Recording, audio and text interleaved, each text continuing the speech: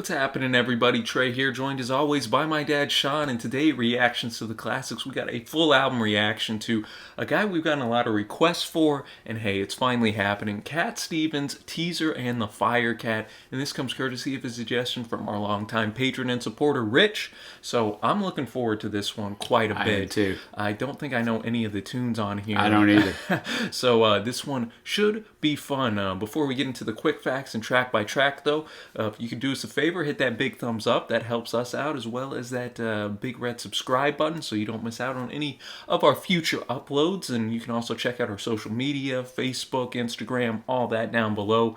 Come out with a podcast every Friday as well. And hey, if you want to be like Rich and have us do a full album reaction, you can check out our Patreon page, which is also going to be linked down below. Yeah, and all that to say, Trey, let's get into the quick facts. As you said, I only know a couple Cat songs. You know, I was born in the year this album came out. This studio album released in October of 1971. I was born in August of 71, so knew the name growing up. Obviously, a couple of his famous songs, but otherwise don't know any of it. Interesting name for the album. It's also the title of a children's book written and illustrated by Cat that was published the next year in 1972. Multi-talented Mr. Youssef. Exactly. The story features the title characters from the album cover. Top-hatted young Teaser and his pet, Firecat, who attempted to put the moon back in its place after it falls from the sky, which is really nice of him. The album was a commercial success, surpassing the heights achieved by his previous album, Tea for the Tillerman, which is the famous one that you hear of. A lot of people have suggested us review that, reaching both the UK and US top 3, and also spending 15 weeks at the top of the Australian charts, becoming the biggest selling album in Australia in 1972. All tracks are written by Cat, unless we note otherwise. I mean, he's a singer-songwriter, so it has to be that way. We're going to go to The Wind, which is only 1:42, and it's one of the shortest tunes he's ever written. This was actually recorded in London. Interesting, man. Well, excited to dive into this one. It's 10 tracks, y'all. I always like that, kind of compact. And I'm a big fan of the singer-songwriter genre, especially the elite one. So that said, we're going to have the lyrics pulled up as always, listen to the tunes, and then, just kind of save our reaction for the end, because if you're watching this on YouTube, it's not going to have the music involved due to copyright, but no worries. If you want to watch the full reaction, link will be down below. And if you just want to see our reaction to the tunes, you can just keep watching on YouTube, whatever floats your boat, y'all. But let's get into this first track, The Wind. We'll have the lyrics pulled up as always. Yeah, checking that out. As you mentioned, only 1:42. Yeah, so we'll be right back if you're watching this whole thing. So let's get this one started. A great way, I think, already to start this album off. Very peaceful track. Yeah, it's a good way to put this. Cat voice is fantastic, and just the acoustic and I think that sets well kind of the wind. You think, you don't want a heavy tune, obviously, and he packs some powerful lyrics in 1:42, where a lot of people can't do it in 5-6 minutes. Got that right, brother. And I think just kind of on first listen here, he says he listens to the wind of my soul. Where I'll end up, well, I think only God really knows, and he kind of notes some stuff that he's done. He says he lets my music take me where my heart wants to go. Yeah, kind of like the wind. Obviously, it's a kind of easy metaphor to make. The wind blows wherever it wants, essentially. And right. I think here Cat's kind of saying that he's going to go kind of where his heart takes him, but he's not going to swim upon the devil's lake ever again. He's not going to make that mistake. Same mistake. So there's a lot of wisdom there. But yeah, man, cool way to start this record off. I think that's maybe going to be the sound we get on this record. But I would think so too. Who knows? Maybe I'm wrong. So dug that. Now we're going to go to Rubylove, and this shows the love for Greek music that Stevens gained while admiring his brother performing. The song features the Greek mandolin, and one verse is sung entirely in Greek. So man, Cat showing his well-versed nature here. Yeah, in 72 he actually talked about this song. So I always like it when you find something that the artist says about the song. I think my most important influence has been Greek music, which my brother used to play. He played the bouzouki, I think is how you say that, which is like a mandolin, a larger mandolin. And I always used to listen to him in clubs, and I really got a taste for music then. In fact, of this new album, Teaser and the Firecat, I've got a Greek song that I wrote, Rubylove. I've got bazookies, unless I'm butchering that, guys, and things, and it really turns me on because I just love Greek music. It's a lot to do with me. Once you know that, you can understand my music a bit more because it sounds a bit strange at first. Timings and things that I use, they come very natural to me. And often Greek composers, they understand it completely. Sometimes English people can't understand. Why did you do that? Is there an ultimate ambition there? Was he trying a new timing? Well, I'm not thinking about that at all. I'm just doing a natural thing. I don't really know what he's talking about with Greek music, so I'm afraid I'm going to be the guy. Be the guy that's going, I don't know. But so this might have a different sound since this song is specifically identified with Greek music. Don't know that I really know what Greek music sounds like. I was about to say, this is going to be a nice... I guess we're about to. It's only 2:38, all that build-up for a song that's barely over 2.5 minutes long. Well, I'm excited to hear the bazookies, man. So let's do it. Let's see what we got. Rubylove. Rubylove, man. What were your thoughts on this? Yeah, I mean, there's not a lot to it lyrically. You know, it's more the essence. I mean, I get what he was saying in that big build-up at the start because it's more just about the sound. You know that bouzouki or whatever it's called right away, and it's more. There's a lot of there's ahs and ohs, not just like a ah or an oh, like entire verses. And then, the harmonizing. In the middle of it, he does pop off a whole verses in Greek. I mean, what he's saying there, I mean, I have up the interpretation. I don't speak Greek, but sweet Ruby, come by once more, come once more close to me, come by at dawn, golden like a ray of sun, my little Ruby. So, I mean, kudos to Cat for going all in on singing the Greek. So basically, he's just professing his love for Ruby, right? But it's more about, I think, the arrangement and the sound of the song. That's what he was going for. It's one thing to say I love Ruby, but it's another to put it with those harmonizing. And then at that last verse, I like that it was just Cat saying like Ruby, my love, and then they all came in with him. You'll be my love, almost like a little call and response type of deal there. Really, again, enjoyed the melody on here. Very pleasing, pleasant, beautiful arrangements. And just incorporating that Greek flair, which obviously at the time in '71 not done a lot in popular music. Here or now. So Cat, I like that. Cat showing off a bit of his world music side, just a bit. Very beautiful too, man. I'm digging this record so far. And now we're gonna go to the track "If I Laugh." Yeah, and I don't really have much on the next several songs as far as research. I looked, there really wasn't a lot out there, so. Just figure we can just dive into them. Sweet. Well, let's get to it. Yet again, I'm going to sound like a broken record here, but I love his guitar playing, man. Such a sweet sound, sweet melody, and only 14 lines in this track, but man, they, Cat has definitely got a way of words with his lyrics here. It's funny that you point that out because it's what I was saying. Every singer-songwriter has a little different style. Yeah. Dylan will rapid fire you, man. Even on songs, a lot of times they're, more slow and sometimes even the love songs. But with Cat, he draws out the song. There's not a ton of lyrics. The lyrics are meaningful, though. They're definitely not, just thrown in there. But yeah, he draws the song. His delivery is very slow, so you kind of get drawn into the words and just the whole atmosphere of it is something I really enjoy. Oh yeah, and that melody is just so beautiful and entrancing that. Entrancing is a good way of putting it. And no, I like the point you made too about the lyrics because it gives you time to kind of think about what he's saying. Obviously, he's heartbroken here and looks to maybe if I can laugh just a little bit, I'll be able to forget the chance that I didn't have to know you and live in peace.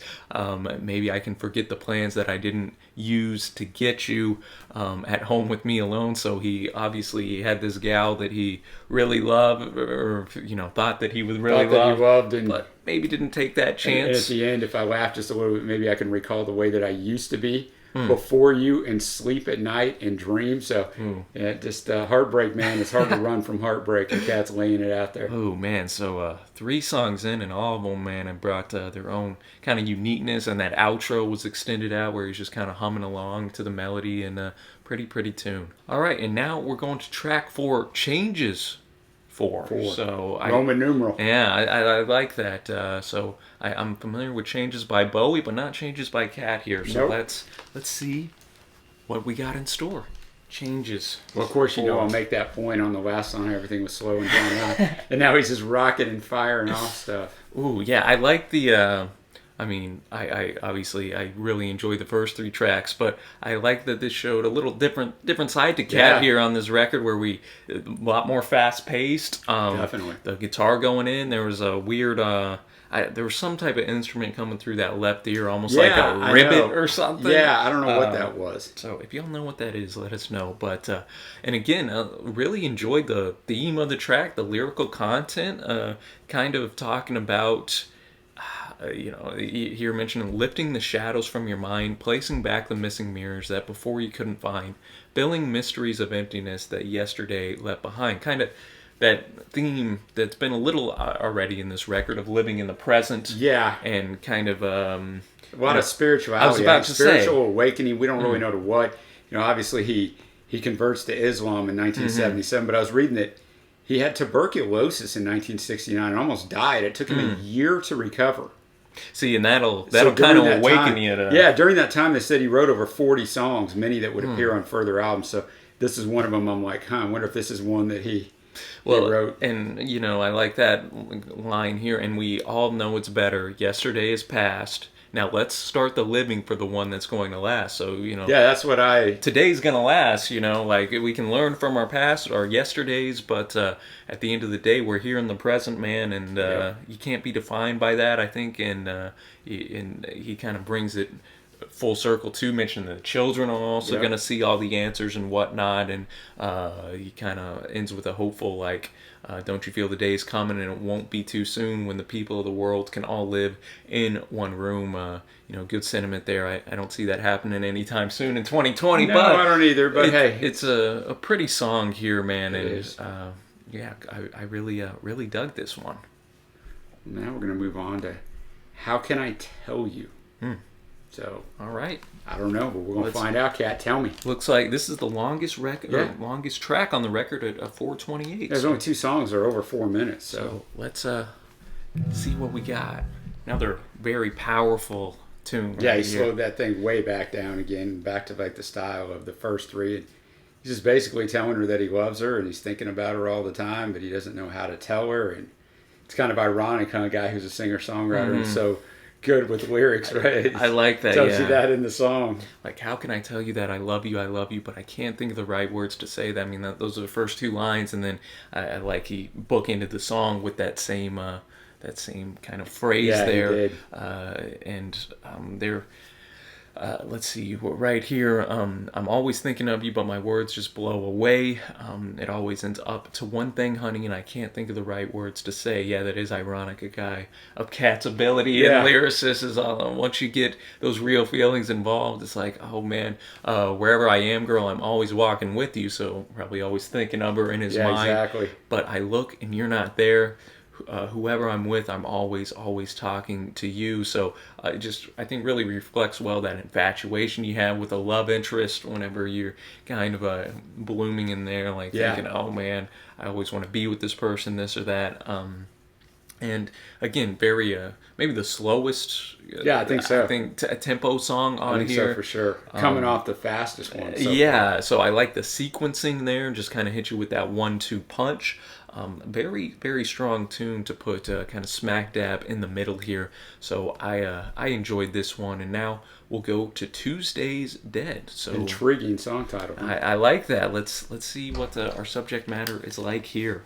One of my favorite just tunes so far musically. Yeah, we were both like bobbing our heads. Like, otherwise you're not really doing that with Cat's music. No. That's not the design. But this one made you want to get up and groove a little bit, just, man. just a very uplifting song. Because, as I mentioned a little bit, I had a little world music flair with the different instrumentation going in there. Really enjoyed just kind of what he was saying. And lyrics, as you would expect, I mean, as we've gone through this record, absolute heat as well. Kind of a guy that, again, is longing, searching for answers, which is a bit of a theme we've had on this record on a few of these tracks. He says, just like you, and I can't tell you what to do like everybody else. I'm searching through what I've heard.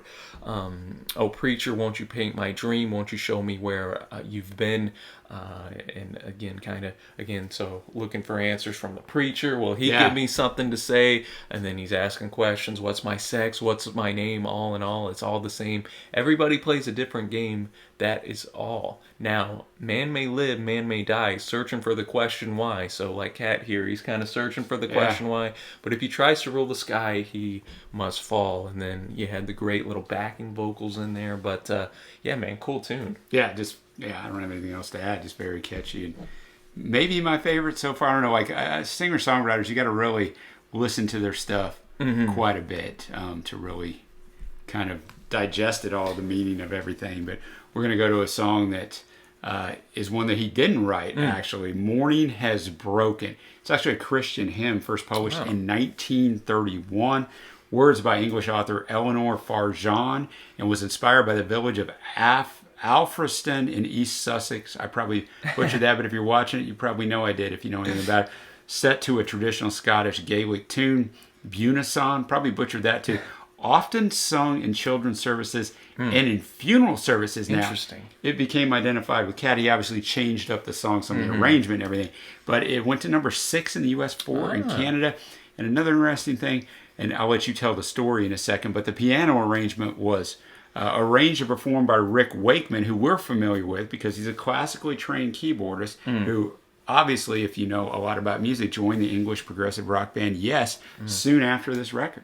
Oh, yeah. We're around the time Yes came out with Close to the Edge, Yes, their unbelievable record. And so when shaping this track for recording, Cat started with the hymn, which took around 45 seconds to sing in its basic form. So you better do something with that, huh? And then the producer told him he could never put something like that on the album and that it had to be at least 3 minutes. Which, of course, is funny because the first I was about to say, a minute 42. But okay. Cat got back to him a little there. But prior to the actual recording, Stevens heard Wakeman play something in the recording booth. It was a rough sketch of what would later become Catherine Howard. Stevens told Wakeman that he liked it and wanted something similar as the opening section, the closing section, and if possible, a middle section. So come on, Wakeman. He's like, I'll just play that. I need more music. I like what you're doing, Rick. Come on. Wakeman told Cat he could not, as it was his piece destined for a solo album, but Cat persuaded him to adapt his composition.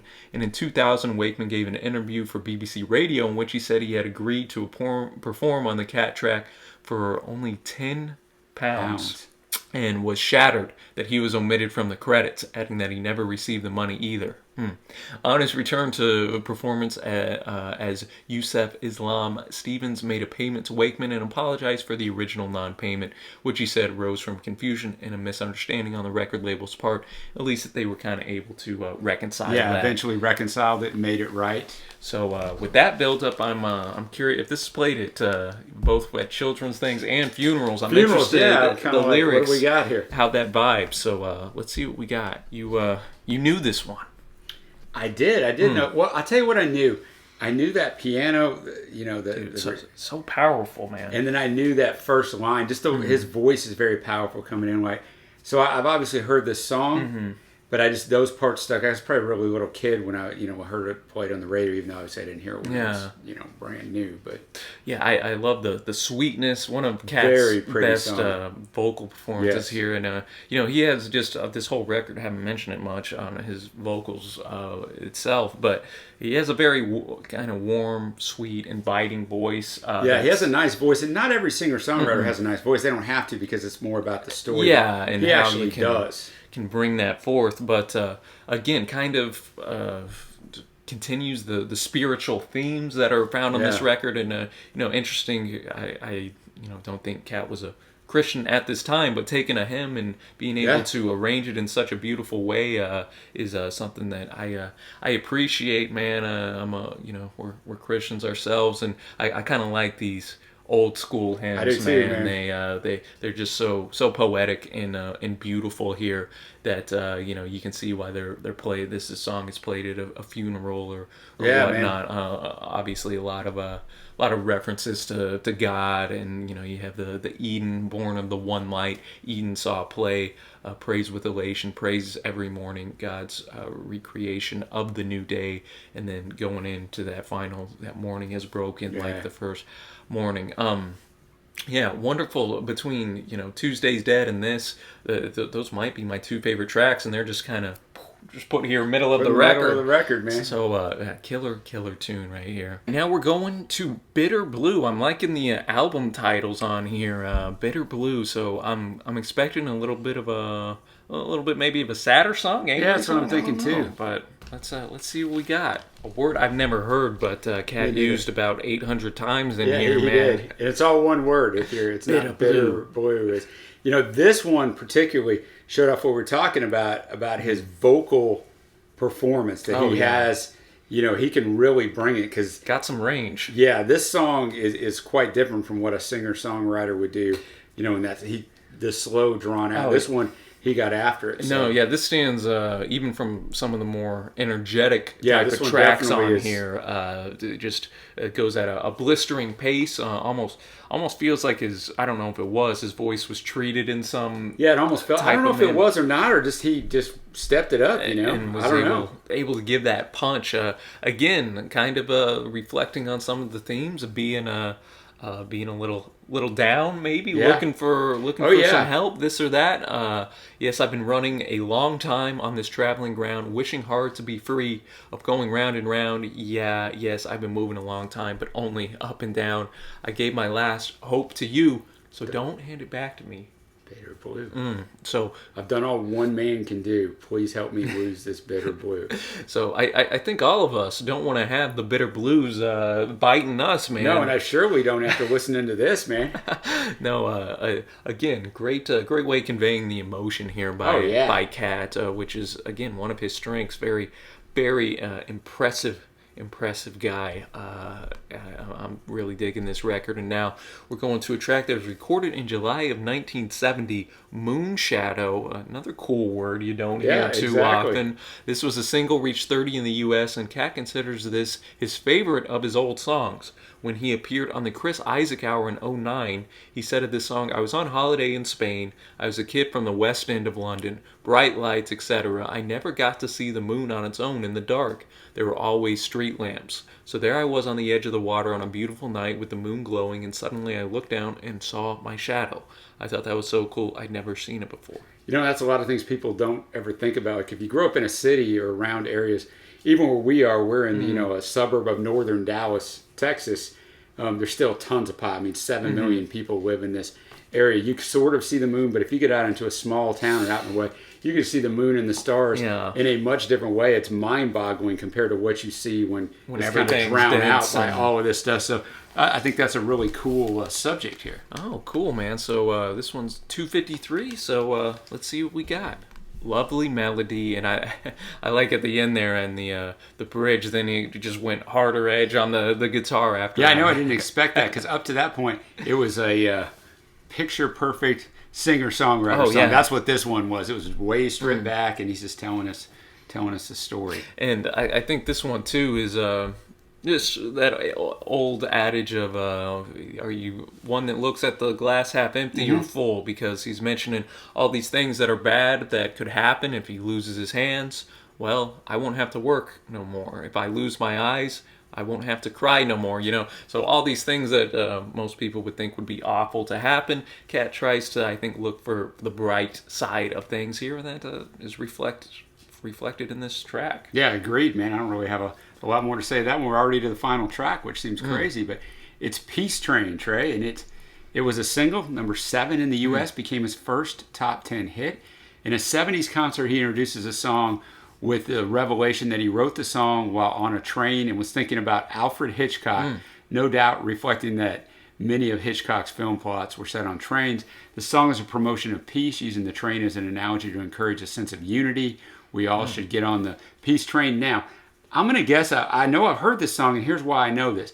I saw that it was included on the soundtrack to the 2000 film Remember the Titans. Oh, yeah.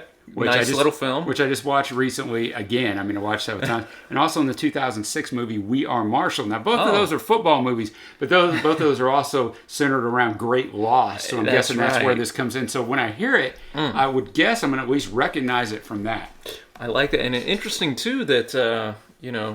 these last 2 tracks were singles. You usually don't have that sequenced on the record. No, you definitely don't. Very end. So after this show, we'll give our favorite tracks overall score and see what we got. The Peace Train coming, y'all.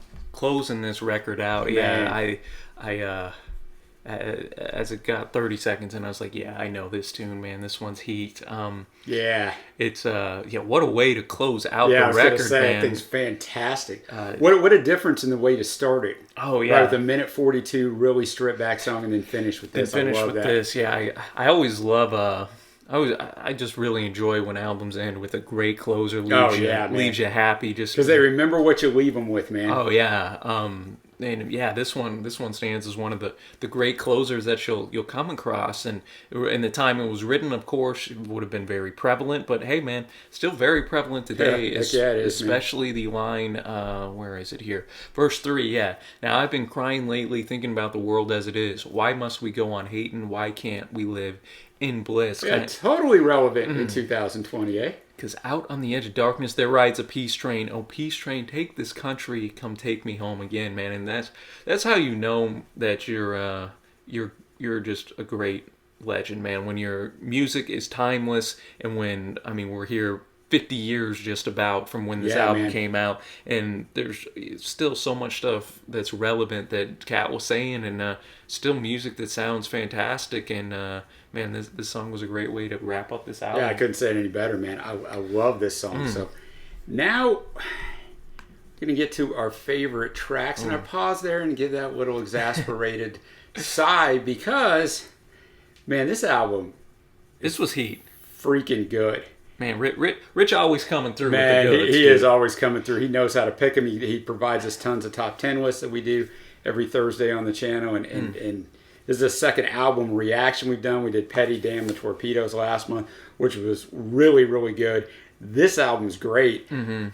I mean, I'm looking here. I'm looking at the notes I made. I mean, I really stopped. I didn't really write down fave on any of my notes. Tuesday's Dead. Yeah, that'd be up there for me. I'm going to go Peace Train. Mm-hmm. Yeah. And I guess maybe Bitterblue, but you can honestly make a case for me for almost every song, save for about two that were still really good. I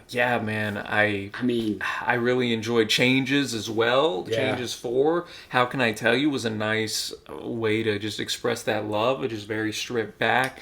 Morning is Broken with the hymn and the Wakeman piano. That's true. That's probably in there. I'm going to throw that one in there on mine too. I go Peace Train, Morning is Broken, Tuesday's Dead, and Changes. And I mean, that's not even. I mean, Rubylove was sick too. The Wind was a great way to open. I mean, with only 10 tracks, and now this will, I guess, transition us to the overall score of the record. 10 tracks. This was 32 minutes, man. Concise. Beautiful, man. I didn't feel, and most of these are in the 2.5 to 3.5 minute range. No song I felt overstayed its welcome. But every song told me something. Even if it's 2.5 to 3.5 minutes, he told me more in that time than a lot of songs we listen to that are 5+ minutes long. And it didn't just stay in that same vein there. Sometimes you run the risk of singer-songwriter where I just had the acoustic. Yeah. The arrangements, Rubylove had the Greek instrumentation. Yeah. We had, of course, the piano on The Morning is Broken. Here at Peace Train, we had the gospel influences. A couple of these tunes had some